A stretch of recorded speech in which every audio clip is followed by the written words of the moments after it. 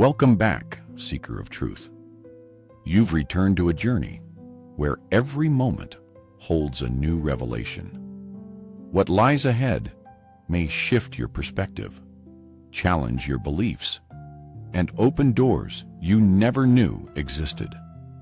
Stay with us to get a deeper understanding of ancient wisdom.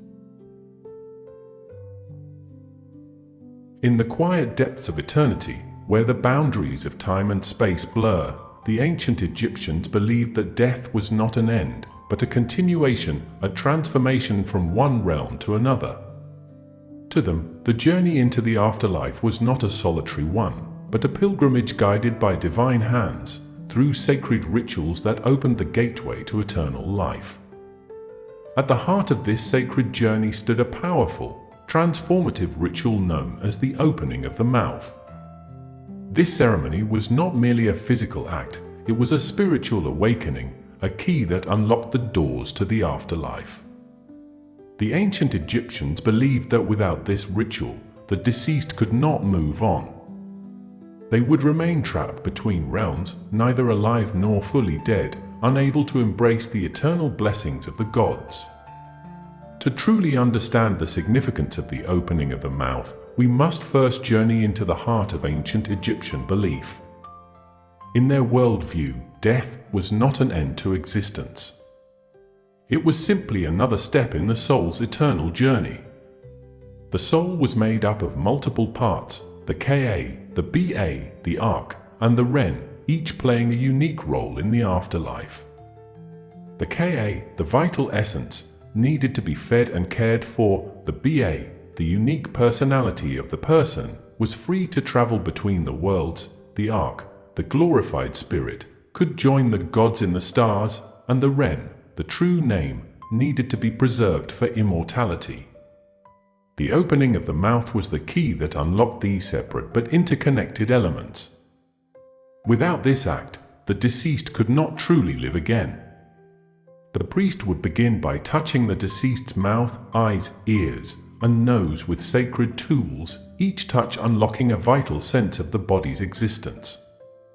The mouth, especially, held great significance, for it was the mouth that allowed one to speak, to eat, to express their will in the world. The adze, an essential tool in this ceremony, symbolized the godly power of Osiris, the great god of the afterlife.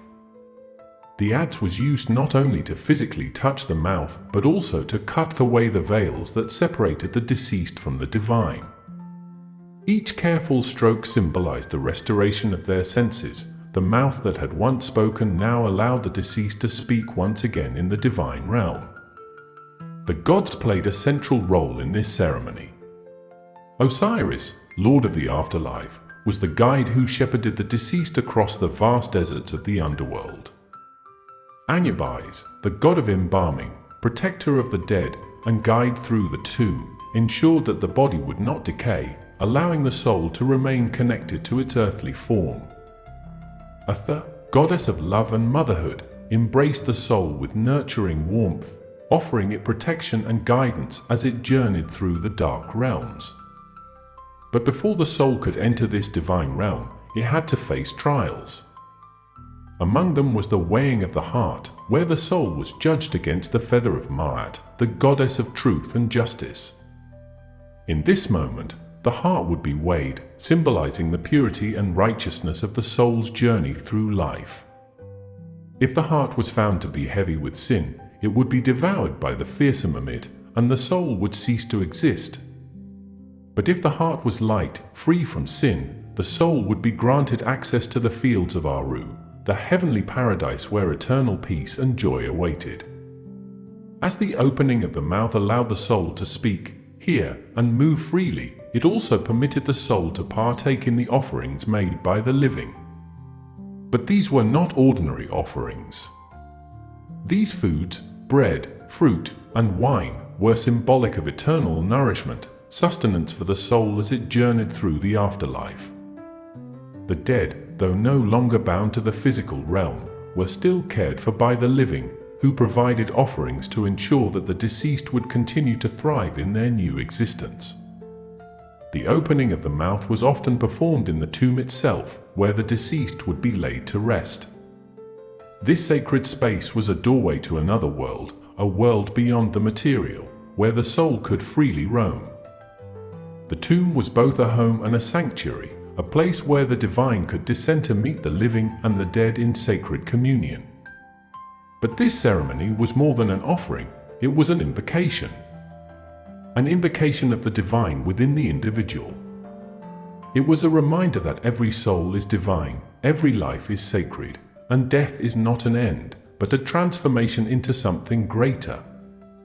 As the priest opened the mouth of the deceased, so too was the divine mouth of the soul opened, allowing the spirit to speak its truth, to hear the call of the gods, to see the vast expanse of eternity, and to breathe in the sacred air of the cosmos. The opening of the mouth ritual is a profound teaching. It shows us that in the moments of silence, in the moments when we believe we are lost, we are actually being transformed. Just as the dead were awakened to speak, to hear, to see, and to breathe, so too are we called to awaken. To awaken to our higher selves, to the divine that flows through us all. We, too, must open the mouth of our soul, to speak our truth, to hear the wisdom of the universe, to see the beauty in every moment, and to breathe deeply the life force that connects us to all that is. As we stand at the crossroads of life and death, of the known and the unknown, let us remember the ancient wisdom of the Egyptians. That death is not an end, but a transition. And that in every moment, we can open the mouth of our own soul, awakening to the divine path before us. The journey never ends. It only transforms. Awaken your soul to the eternal truths that lie within, and step boldly into the light of the divine. If you found this journey fascinating, remember to like, share, and subscribe for more esoteric explorations into ancient wisdom.